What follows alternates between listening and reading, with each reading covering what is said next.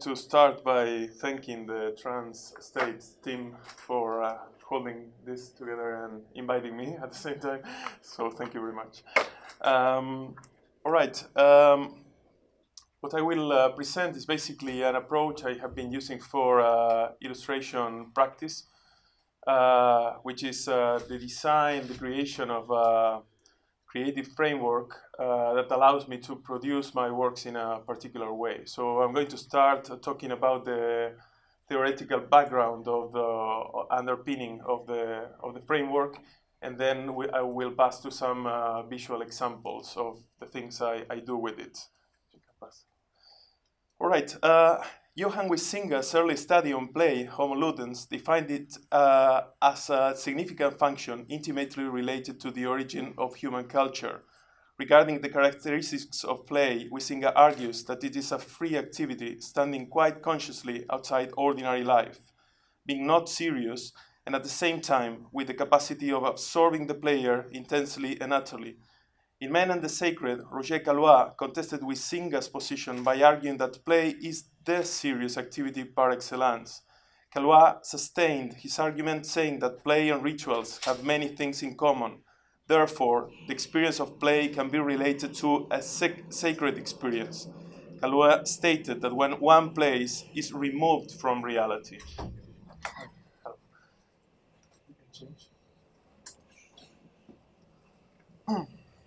Concordantly, anthropologists Philippe Labourte and Jean-Pierre Barnier argue play is related to magic, and for that reason, it is also inseparable from rites. Additionally, according to these authors, when art is close to its religious function, its role is to point out the transcendent, to establish a link that overcomes death, a connection between the living and their ancestors, between this world and the beyond. Concordantly, that definition seems very close to the one given by André Breton in the second manifesto of Surrealism. Everything tends to make us believe that there exists a certain point of the mind in which life and death, the real and the imagined, past and future, the communicable and the incommunicable, high and low, cease to be perceived as contradictions. Hyperdream is a play-based creative framework that I have developed for fantasy authorial illustration practice inspired by the world of dreams, reverie states, and lucid dreaming. I named it Hyperdream because it means beyond dreams. This is related to the way Jung defined active imagination, dreaming the dream onwards, or dreaming the myth onwards. This framework encompasses different ludic approaches, techniques, and tools designed to provoke motivation through randomness and unexpectedness, which in turn allows the emergence of raw archetypal and symbolic unconscious material. At the same time, the objective of many of the tools of the creative framework is to bypass directed thinking by the systematic practice of activities that might enhance fantasy thinking, a concept introduced by Jung in 1912. I argue that the thought processes involved in the creation of fantasy illustration should be related to fantasy thinking, which can be provoked by playful activities practiced as magic rituals. Additionally, in immediatism, Hakim Bey argues that the immediacy of play could be a vital strategy to save art from alienation. He states that all experiences are mediated, either by sense perception, mentation, language, and therefore all art is composed by some further level of mediation. Moreover, Bey stresses that the intervention of capital signals further degrees of mediation in the art field. This means that a standing in between has occurred. For Bey, the problem is that this mediation leads to a split in our vital experience, and consequently, this split leads to alienation. Concordantly, one of the reasons for the creation of this creative framework was that at a certain point in my illustration career, I started to feel a separation between what I wanted to do and what the industry wanted me to do. Therefore, I created a device to make sure I returned to the original drive that motivated me to draw, play. For Huizinga, the magic circle is a symbolic space within which the playful activity or the game takes place. Huizinga comments, "We found that one of the most important characteristics of play is its spatial separation from ordinary life." Here, Huizinga mentions an important concept derived from anthropology. the concept of the magic circle, and he remarks that all of these are temporary words within the ordinary world, dedicated to the performance of an act apart. In addition, Mary-Louise von Franz explains that the magic circle can be referred as a temenos, the sacred space set apart by drawing a circle. The word temenos comes from temno, to cut, therefore it indicates being cut out from the meaningless, profane layer of life. Thus, a temenos is an asylum, and within it one is untouchable. Such a place has the double function of protection from for what is within and exclusion of what is without, and of concentration on what is within. Therefore, the magic circle could be also understood as a symbol of the psyche and the artistic activity. That is precisely the way I understand Hyperdream, as a magic circle. Hyperdream and Surrealism. As a starting point in the development of the original play-based creative framework, I have been trying surrealist games and surrealist theory as well, of course. Surrealists used playful activities as a means to induce a different thinking mode in order to reach their goal of recovering the marvelous.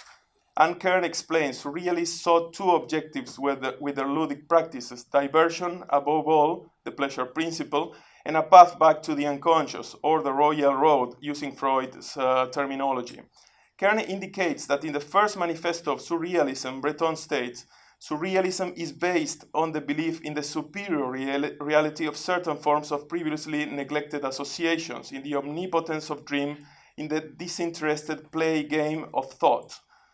As Cardinal and Short point out, surrealists gave games the status of research experiments. However, for these authors, surrealists enjoyed them as non-utilitarian activities, even they recognized that what they found appealing in them was chance itself and the possibility of an unconscious understanding between the participants. In a book of surrealist game, Brotchie and Gooding comment, in one particular and important respect, surrealist play is more like a kind of provocative magic. This is in its irrepressible propensity to transformation of objects, behavior, and ideas. Jung on fantasy thinking. In the second chapter of Symbols and of Transformation, Carl Jung argues that there are two kinds of thinking, directed thinking and fantasy thinking. The former is logical thinking or reality thinking and can be related to processes based on directed attention. The latter turns away from reality and sets free subjective wishes. Considering my practice is inspired by dreams, fantasy, visions, and myths, this aspect of Jung's thought is of great interest regarding my work. Additionally, in Jung on Art, Geo van den Berg argues that rational thinking consists of thoughts and is related to the logos, while fantasy thinking consists of images and is related to the mythos. Because according to Jung, it is through fantastic thinking that we have access to the unconscious. Jung states, through fantasy thinking, directed thinking is brought into contact with the oldest layers of the human mind, long buried beneath the threshold of consciousness. The fantasy products directly engaging the conscious mind are, first of all, waking dreams or daydreams. What Jung aims to say is that it is through these fantasies that directed thinking could have knowledge of its oldest foundations. In addition, van den Berg argues that fantasy thinking is the engine behind creative processes. This idea is key for the later development of Jung's therapeutic method of active imagination in 1913, in which he associates fantasy with the symbol creating function of the psyche. These fantasy images might be important for everyone, but from my point of view, they are vital for artists. In my case, I argue that this unconscious mythological world is a first source of inspiration for the works I produce with the creative framework. Jung on play. Jung argues that fantasy is the principle behind play. According to Jung, the imagination is the reproductive or creative activity of the mind in general. Fantasy as imaginative activity is identical with the flow of psychic energy. Additionally, he indicates that behind this whole process is something much more powerful, the symbol-forming activity of the psyche or creative fantasy. Thus, he defended that the ambiguous character of play being serious and not serious at once and relates it to everything creative. Jung argues, if play expires in itself without creating anything durable and vital, it is only play, but in the other case, it is called creative work. Out of a playful movement of elements whose interrelations are not immediately apparent, patterns arise which an observant and critical intellect can only evaluate afterwards. The creation of something new is not accomplished by the intellect, but by the play instinct acting from inner necessity. The creative mind plays with the object it loves. This way, Young underlines the importance of play, not just as a leisure activity, but also as something that maintains the equilibrium between conscious and unconscious processes. Therefore, the necessity of play as a creative balancing activity. Additionally, Jean Chodorov argues, the great joy of play, fantasy, and imagination is that for a time we are utterly spontaneous, free to imagine anything. In such state of pure being, no thought is unthinkable, nothing is unimaginable. That is why play and imagination tend to put us in touch with psychic material that is ordinarily repressed. Young on active imagination. Young developed a technique to bring to consciousness the material gathered in dreams, in daydreaming, or in fantasies. He named the method active imagination. For Young, working with one's dreams is a key method for engaging with the processes that he originally called the transcendent function, which was inspired by his own playful experiences and Schiller's aesthetic letters for the education of man. The transcendent function operates as a uniting principle or uniting symbol that enables the connection between the conscious and the unconscious mind. Active imagination is a key step in the process of individuation, which, apart from its healing benefits, helps to shape one's personal voice and vision of reality. This method is based on what Young called the natural healing function of the imagination. The method suggests an evocative, meditative procedure aimed to suspend our rational critical faculties, followed by a concentration on inner voices or images. There are two basic stages in active imagination. First, letting the unconscious manifest, and second, reconciling with it. My interest in this Jungian technique is that it is a powerful tool for visual artists like myself who want to work inspired by the material that emerges from the unconscious, due to the fact that the method is based on the image-producing function of the psyche. By using this technique, I might be able to activate fantasy thinking and to channel it by artistic activity. Therefore, as active imagination uses one's own unconscious materials, I use it to reinforce my individuation process. The next concept is flow. In Beyond Boredom and Anxiety, Experiencing Flow in Work and Play, Csikszentmihalyi studied what he called flow experiences. These are states of peak enjoyment, creativity, concentration, and energetic focus lived by persons who engage or merge with the activities at hand, reporting high levels of enthusiasm and excitement. Csikszentmihalyi studied these experiences and detected there were certain patterns in the phenomenon. First, goals are clear. Second, feedback is immediate. 3, skills match challenges. 4, concentration is deep. 5, problems are forgotten. 6, control is possible. 7, self-consciousness disappears. 8, the sense of time is altered. And 9, the experience becomes autotelic. For Csikszentmihalyi, activities such as games, arts, and sports are designed to provoke an optimal experience of absorption with the activity at hand and define that state of completely focused motivation as flow or autotelic experience, the holistic sensation that people feel when they act with total involvement. In addition, Csikszentmihalyi states, games are obvious flow activities and play is the flow experience par excellence. He comments, one is led to believe that play's function is to provide a specific taste of experience, which we have called flow. Moreover, Csikszentmihalyi also discovered that flow activities were done for pure enjoyment rather than for status, money, or obligation. Additionally, Csikszentmihalyi states, to remain in flow, one must increase the complexity of the activity by developing new skills and taking on new challenges. This also applies to the increasing complexity of some of the exercises I have been designing. Now we are going to pass to the exercises. First of all, this general concept, which is the concept of solvent and coagula coming from alchemy, but applied to illustration. I divided the exercises I collected and or designed in two main groups, cutting and liquating. I associate these two states with solvent and coagula. Cutting up could be related to shredding, mincing, pulverizing, etc., while liquating should be associated with blending, liquefying, and united. While the former works as a preparation or an exercise, the latter is the separation or purification of a state of consciousness by melting one's own polarities. It could be said that this is the goal of using the Hyperdream play-based creative framework. Now we're going to see some examples. This is a method developed actually, it was probably comes from the cave paintings, which is to try to find shapes in stains or clouds, chaotic patterns, basically. I use it to. This was done half with tea stains, and then the drawing is done on top. You can pass to the next. Then I have been trying lots of these surrealist games, especially Exquisite Corpses in all its variations, and some new I developed. And I think to the practice of this, I understood this concept of the unconscious connections we can produce through the exercise. It is quite similar to the concept developed by David Cronenberg in this film from the 70s, Stereo. I don't know if you've seen it. So it's, if you get closer to a person, the possibility of unconscious connections also becomes stronger. So we can pass to the next one, please. This is the use of collage, a classical technique, but then how I transform the collage into something inspired by the image, but different at the same time.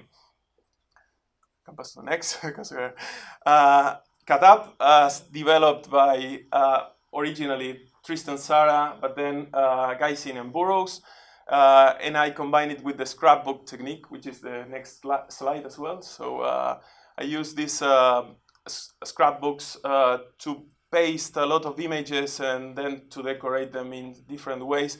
And afterwards, I create something I call virtual collage, because it's like, instead of, very well,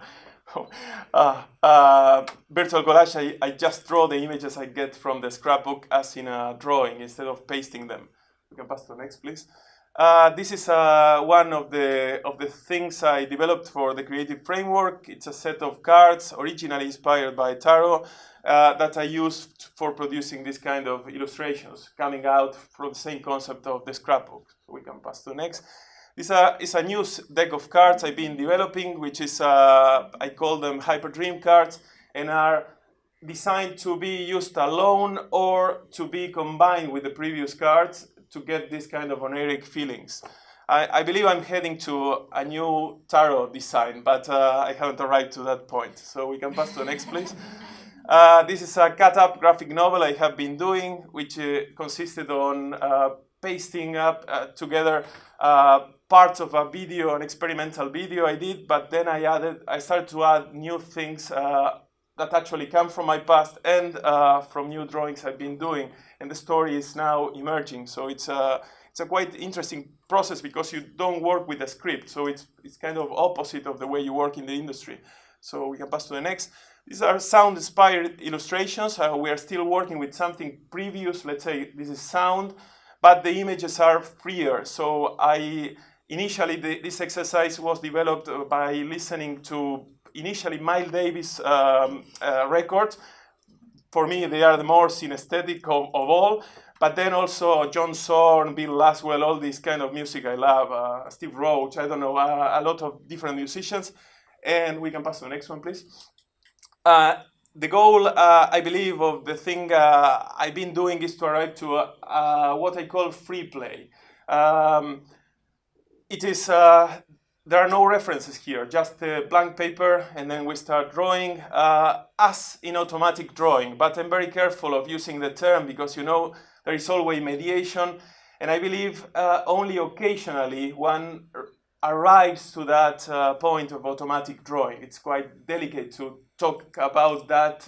You know, you have to be intoxicated a little, maybe, or dreamy, I don't know, this kind of state. Maybe you can do it, but I prefer to call it free play, because it's based on the concept of just basic patterns recombined, and then you jump to the improvisation using certain known patterns. Go pass to the next one and the last one, and then the conclusions are, for me, art, play, and magic are inseparable and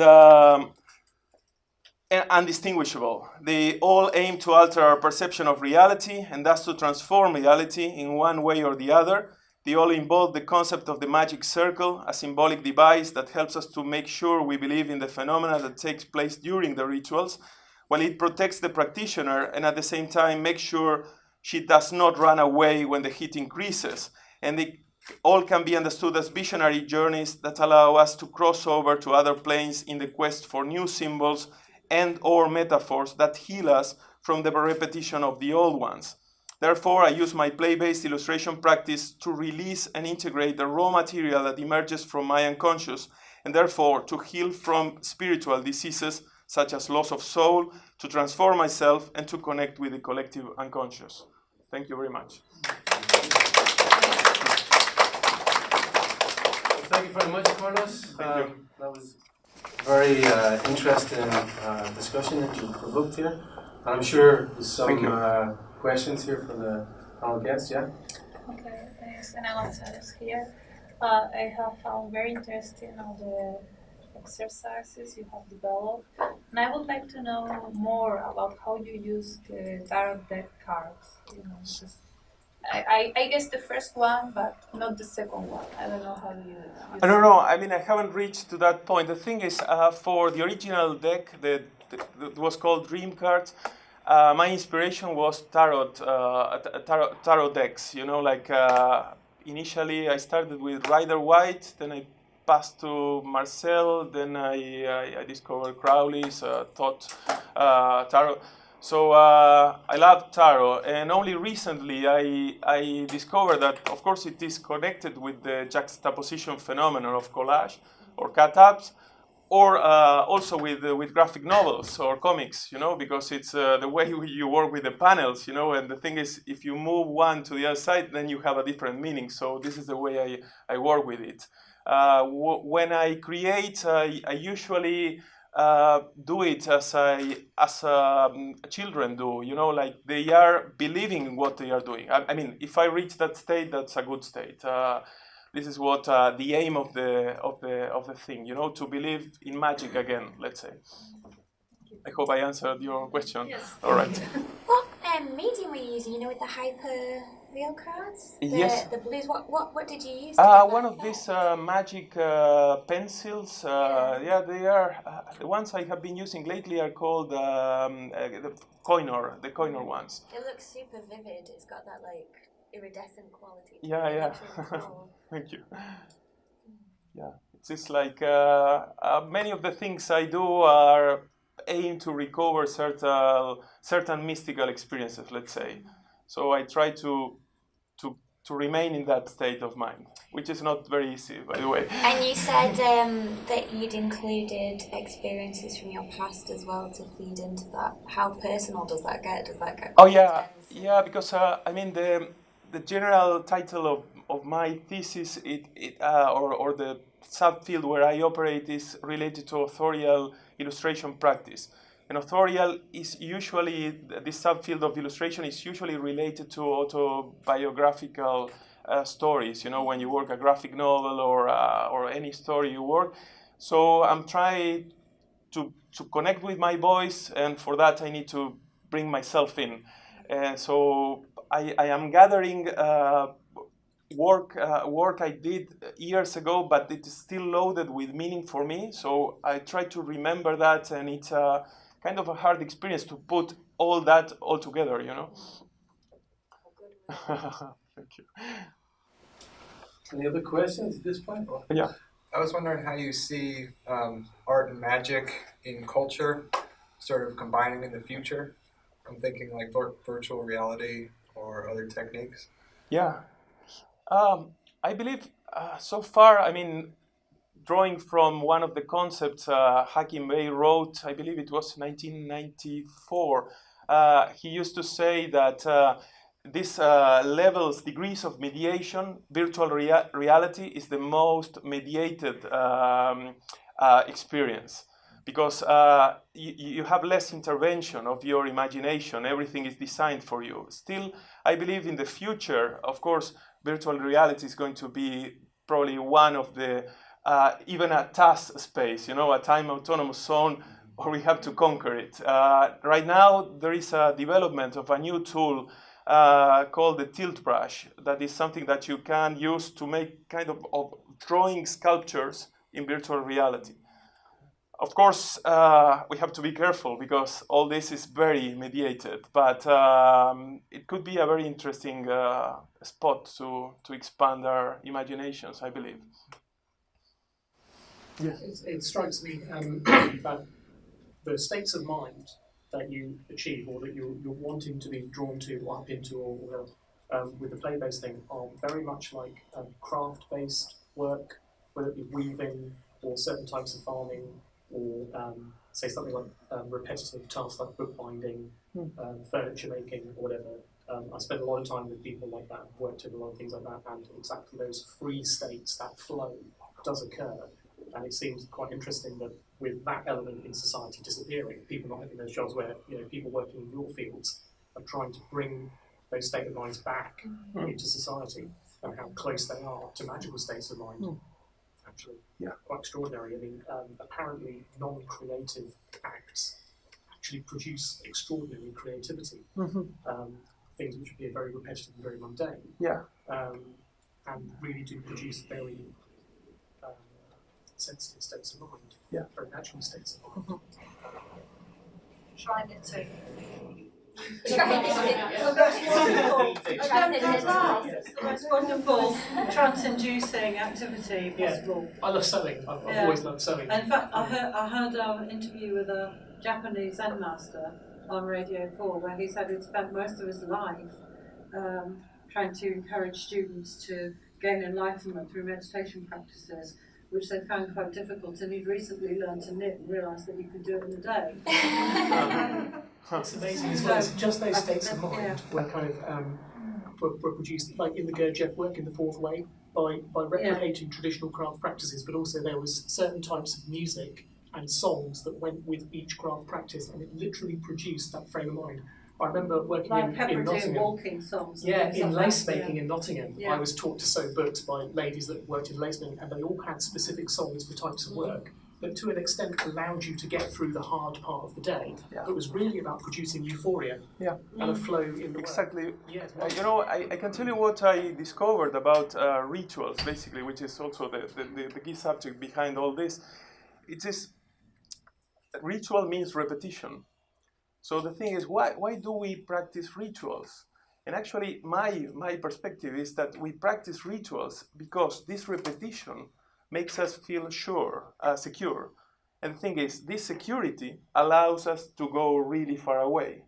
So the thing is, you have repetition here, and the repetition has a double function. First of all, it is a springboard to go far, far away. But at the same time, this repetition is the one that's going to bring you back. So this is my interpretation of the phenomenon. It's also why in traditional forms of witchcraft, precisely those repetitive activities like sewing, knitting, weaving are associated with effective practical magic, with operative magic, with casting spells, because it's that free trance-induced state produced by the activities that makes that happen. Yes. Yeah. So, unfortunately, someone has to do this job. And, it's always a thing that at a conference you start a discussion, but we have to kind of police and make sure everyone gets their set slot for half an hour. So Sophie's up next. But Carlos, I'm sure you started a discussion here today with other people in the room and can continue that after lunch. But thank you very much. Thank you very much. Thank you. So,